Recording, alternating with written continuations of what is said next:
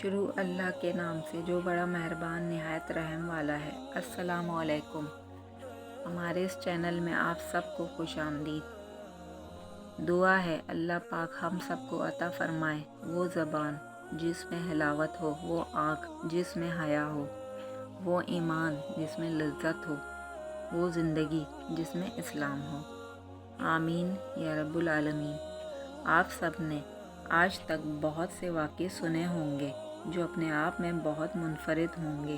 اسی طرح آج ہم بھی آپ کو ایک واقعہ سنانے جا رہے ہیں جو بہت ہی دلچسپ ہے۔ تو چلیں آگے بڑھتے ہیں۔ قرآن پاک میں سورہ نمل میں حضرت سلیمان علیہ السلام اور ملکہ سبا کا واقعہ موجود ہے۔ سب سے پہلے ہم حضرت سلیمان علیہ السلام کے بارے میں بتائیں گے کہ حضرت سلیمان علیہ السلام اللہ کے نبی حضرت داؤد علیہ السلام کے بیٹے تھے۔ حضرت سلیمان علیہ السلام مشہور و معروف پیغمبر گزرے ہیں جو بنی اسرائیل سے تعلق رکھتے تھے اور اپنے والد حضرت داؤد علیہ السلام کے بعد حکومت سنبھال کر بنی اسرائیل کے بادشاہ بنے۔ حضرت سلیمان علیہ السلام اللہ تعالیٰ کے سچے پیغمبر اور انصاف پرور بادشاہ تھے۔ اللہ تعالیٰ نے حضرت سلیمان علیہ السلام کو ہفت الکلیم کی بادشاہت عطا فرمائی اور وہ صرف انسانوں کے ہی نہیں بلکہ تمام مخلوقات کے بادشاہ تھے۔ جرند پرند اور جنات وغیرہ سب ان کے تابع و فرمان بردار تھے۔ کی حکومت صرف انسانوں پر ہی نہیں جنات پر بھی تھی۔ آپ تمام جرند پرند کی بولیاں سمجھتے تھے۔ اللہ تعالیٰ نے حضرت سلیمان علیہ السلام کو بہت سے معجزے عطا کیے تھے۔ ہوا پر آپ کا قابو تھا۔ آپ کا تخت ہوا میں اڑا کرتا تھا، یعنی اس کی صبح کی منزل 1 مہینے کی راہ ہوتی اور شام کی منزل بھی مہینے بھر کی ہوتی تھی۔ ایک دفعہ کا ذکر ہے کہ حضرت سلیمان علیہ السلام کا دربار لگا ہوا تھا، جس دربار میں تمام جن و انس جرند پرند اپنی اپنی جگہوں پر بیٹھے ہوئے تھے تو دیکھا کہ ہدہد ایک پرندہ غیر حاضر ہے۔ حضرت سلیمان علیہ السلام نے فرمایا کہ ہدہد نظر نہیں آ رہا۔ اگر ہدہد نے اس غیر حاضری کی معقول وجہ بیان نہیں کی اور جھوٹ سے کام لیا تو اسے سخت سزا دی جائے گی۔ ابھی یہ باتیں ہو ہی رہی تھیں کہ ہدہد بھی حاضر ہو گیا۔ حضرت سلیمان علیہ السلام کے دریافت کرنے پر ہدہد نے بتایا کہ مجھے ایسی چیز کا علم ہوا ہے کہ جس کی آپ کو خبر نہیں۔ میں نے آپ کے پاس شہر سبا میں عورت دیکھی ہے جو وہاں کی سلطنت پر بادشاہت کرتی ہے اور ہر چیز اس کے پاس ہے۔ اس کا ایک بہت شاندار اور عظیم تخت ہے جو قسم قسم کے ہیرے، سونے اور چاندی سے بنا ہوا ہے۔ اس عورت کا نام ملکہ بلقیس ہے۔ اس کی قوم خدا کو چھوڑ کر سورج کی عبادت کرتے ہیں اور سورج کو سجدہ کرتے ہیں۔ وہ شیطان کے بہکاوے کی وجہ سے سیدھے راستے پر نہیں آتے۔ حضرت سلیمان علیہ السلام نے فرمایا کہ اچھا، تو میرا خط اس کے پاس لے جا، تیرے جھوٹ اور سچ امتحان کا ابھی پتہ ہو جائے گا۔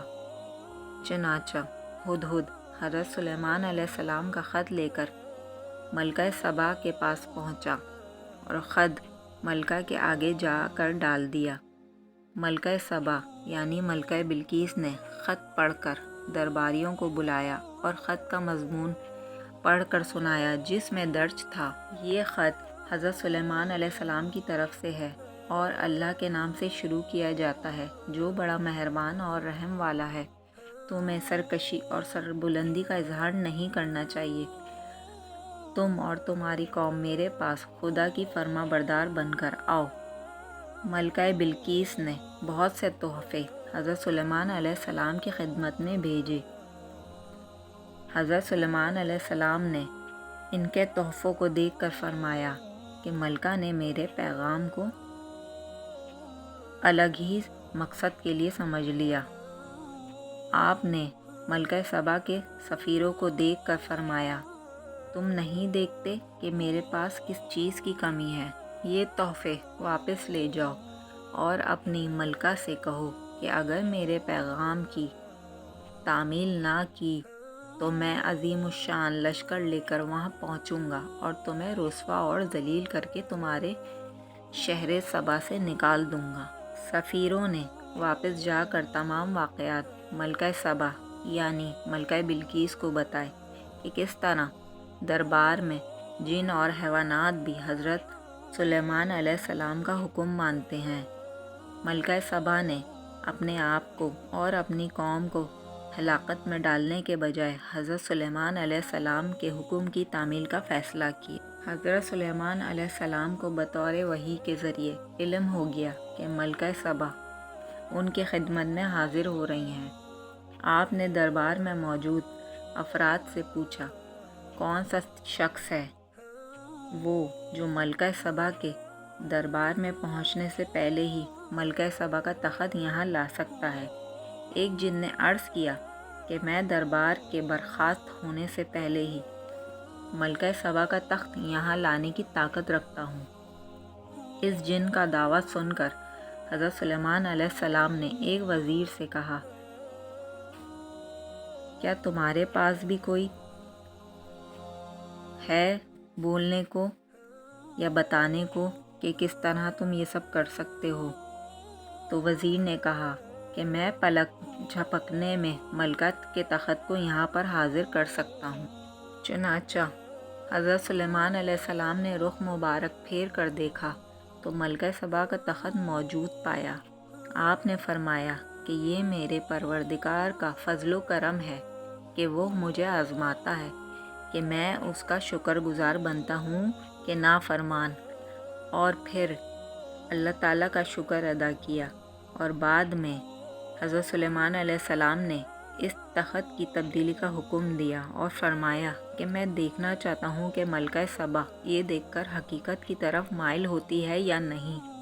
کچھ عرصے بعد ملکہ سبا آپ کی خدمت میں حاضر ہو گئیں۔ جب ملکہ دربار میں حاضر ہو گئیں تو انہیں ان کا تخت دکھایا گیا۔ ملکہ نے کہا کہ میرے تخت کے جیسا ہی ہے۔ ملکہ سبا نے حضرت سلیمان علیہ السلام کے پیغمبرانہ جہاں و جلال کو دیکھ کر اسلام قبول کر لیا اور بعد میں حضرت سلیمان علیہ السلام سے نکاح کر لیا۔ حضرت سلیمان علیہ السلام کی وفات کچھ اس طرح سے ہوئی کہ آپ کے حکم سے جنوں کی ایک جماعت بڑی بڑی عمارتیں بنانے میں مصروف تھیں کہ آپ کی وفات کا وقت آپ ایک لاٹھی کے سہارے کھڑے ہو گئے اور انتقال فرما گئے تھے۔ جنوں کو آپ کی وفات کی خبر ہی نہیں ہو سکی، وہ اپنے کاموں میں مصروف رہے۔ آخر ایک عرصے بعد جب دیمک نے ان کی لاٹھی کو پورا کھا لیا تو وہ لاٹھی ٹوٹ کر گر پڑی اور حضرت سلیمان علیہ السلام جو لاٹھی کے سہارے کھڑے تھے وہ بھی گر چکے تھے۔ اس وقت جنوں کو معلوم ہوا کہ آپ حضرت سلیمان علیہ السلام تو مدت سے انتقال کر چکے ہیں۔ اس طرح ملکہ سبا اسلام قبول کر کے ہدایت کی راہ پر چل پڑی۔